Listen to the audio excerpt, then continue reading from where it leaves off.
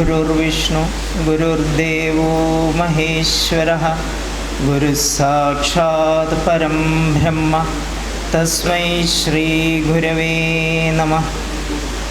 ആദരണീയനായ അധ്യക്ഷൻ ശ്രീ സുധാകർ ബാബുജി, ഭാഗവത സപ്താഹ യജ്ഞാചാര്യനായിട്ടുള്ള ബഹുമാന്യനും ആദരണീയനുമായിട്ടുള്ള ശ്രീ ശ്രീധരൻ നമ്പൂതിരി അവർകൾ,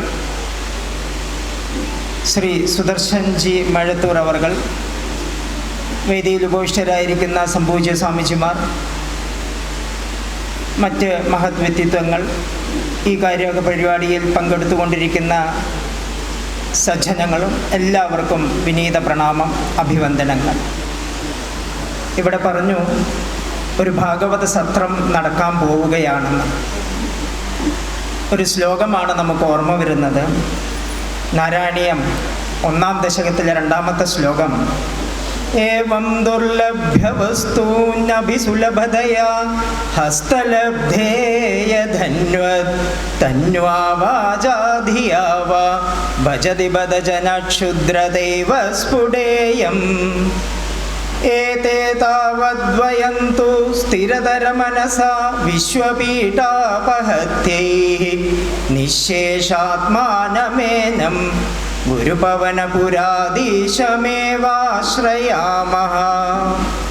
ദുർലഭ്യമായിട്ടുള്ള വസ്തു വളരെ സുലഭമായി നമ്മുടെ കൈകളിലേക്ക് ഇവിടെ കിട്ടുകയാണ്. എന്തിനു വേണ്ടിയാണ്? വിശ്വപീഠാപഹത്യൈഃ. ഈ വിശ്വത്തിൽ അവിദ്യ കൊണ്ടുണ്ടാകുന്ന കാമങ്ങളും അതിലൂടെ ഉണ്ടാകുന്ന കർമ്മങ്ങളും കൊണ്ട് കെട്ടപ്പെട്ട് അലഞ്ഞു വലഞ്ഞു തിരിഞ്ഞിരിക്കുന്ന നമുക്ക് ഒരു അമൃതം തരികയാണ്. പിബത ഭാഗവത രസമാലയം മുഹുരഹോ. ആ അമൃതത്തെ നുണയാൻ നമുക്കൊരവസരം ലഭിക്കുകയാണ്. ഈ ദേശത്തിൻ്റെ തന്നെ മഹാഭാഗ്യമാണത്. ഇവിടെ ജനിച്ച ഓരോ സജ്ജനങ്ങൾക്കും അതൊരു മഹാഭാഗ്യമാണ്. ആയതുകൊണ്ട് ഈ ഭാഗവത സത്രം ഒരു ഉത്സവമാക്കി മാറ്റുവാൻ നമുക്ക് സാധിക്കണം എന്നുള്ളതാണ്. അമ്മമാരും കുട്ടികളും യുവതി യുവാക്കളും മുതിർന്നവരും എല്ലാവരും ഒരുപോലെ ആസ്വദിച്ച് പിബത ഭാഗവത രസമാലയം മുഹുരഹോ, ആ അമൃതത്തെ നമുക്ക് പാനം ചെയ്യുവാൻ നമുക്ക് സാധിക്കണം. അതിന് നാം എല്ലാവരും ഒരുമിച്ച് തയ്യാറാവുക എന്നുള്ളതാണ് ഈ ഒരു നിമിഷത്തിൽ പറയാനുള്ളത്.